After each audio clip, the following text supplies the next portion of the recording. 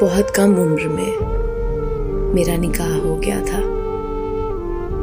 और 16 साल तालीम मुकम्मल होते ही मेरी रुखसती कर दी गई। मेरे ससुराल में कोई भी पढ़ा लिखा नहीं है। मुझे हर वक्त ताने देते रहते हैं। मेरे शौहर मुझसे बदतमीजी करते हैं। गालियां उनके घर में आम है। मुझे लगता है कि मेरी जिंदगी बर्बाद हो गई है शादी करके। मैं तो अपने घर की लाडली और इकलौती थी।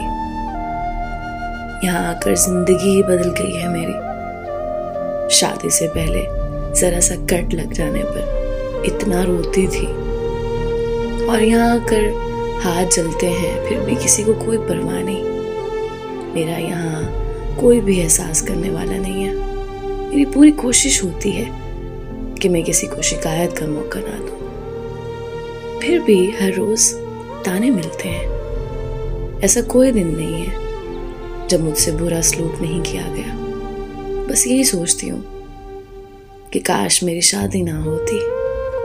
मैं अपने माँ बाप को बताऊं तो वो कहते हैं कि यही औरत की जिंदगी है, अब तुम्हारा वही घर है, बर्दाश्त करो। अगर मेरा ये घर है तो फिर ऐसा क्यों हो रहा है यहाँ मेरे साथ?